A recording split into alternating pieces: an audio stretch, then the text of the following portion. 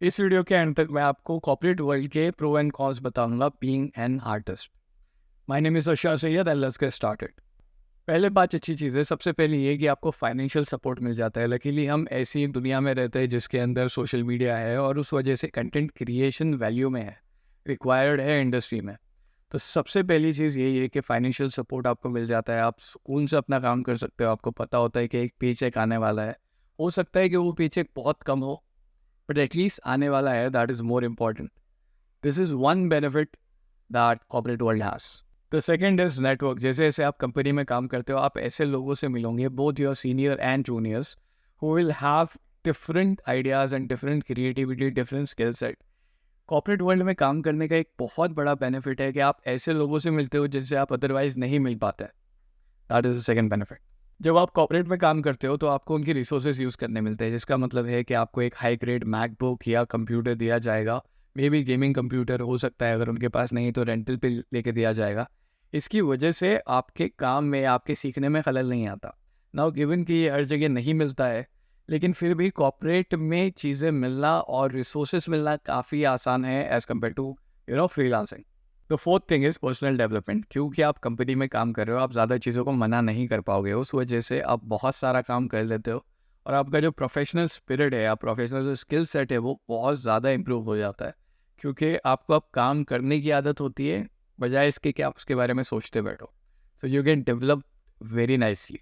And the best thing about working in corporate is आपको दूसरे कामों के बारे में सोचना नहीं पड़ता। मतलब अगर आप डिज़ाइनर है तो सिर्फ आप डिज़ाइनिंग करोगे, वो लोग आपको रील बनाने के लिए देंगे और हो सकता है 1-2 काम और भी दे दे, लेकिन कोई आपको कोल्ड कॉलिंग करने नहीं बोलेगा, कोई लीड्स लाने नहीं बोलेगा, जो हमें फ्रीलांसिंग में करना पड़ता है। तो यहाँ पे एक वो बहुत बड़ा बेनिफिट है कि आप अगर डिज़ाइनर हो, आई एग्री बहुत ज़्यादा काम होगा, लेकिन आप सिर्फ अपना ही काम करोगे, जो ज़्यादा इंपॉर्टेंट है। If you like it, there are the videos like this and please subscribe, please like, please share, please comment. मुझे पता है बहुत क्लीशे है, लेकिन अब चैनल को यही ग्रो करवाता है, तो प्लीज़ डू दैट। अब जहाँ पे अच्छी चीज़ें हैं वहाँ पे बुरी चीज़ें भी हैं। तो सबसे पहली चीज़ ये कि कॉर्पोरेट वर्ल्ड में काम बहुत ज़्यादा होता है, तो क्वालिटी वर्सेस क्वांटिटी का जो एक इशू है वो बहुत बढ़ जाता है।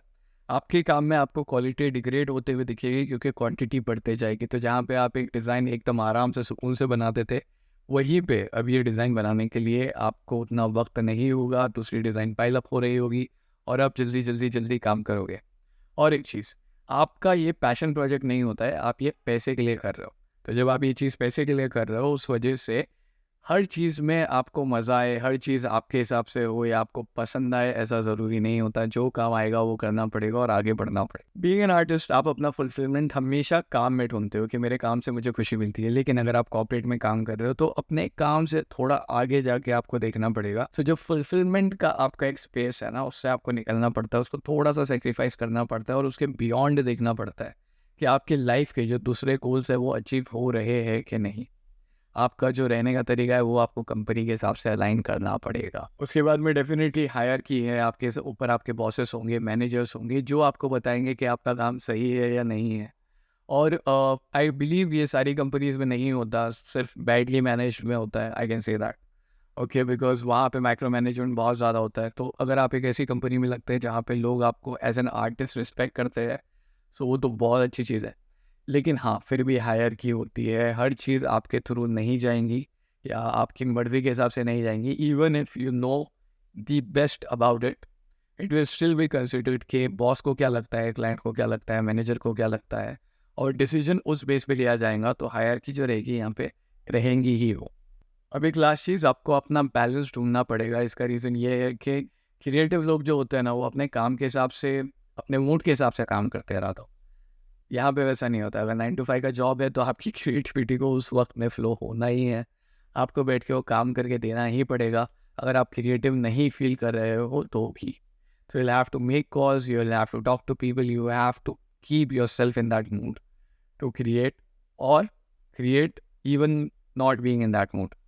So ये वहाँ पे बहुत बड़ी चीज़ आती है जहाँ पे आप अपनी क्रिएटिविटी को बैलेंस कर रहे होते हो along with your work life balance, जो आर्टिस्ट के लिए नॉर्मल लोगों से थोड़ा ज़्यादा मुश्किल है। सो ये एक बहुत इंपॉर्टेंट पॉइंट है।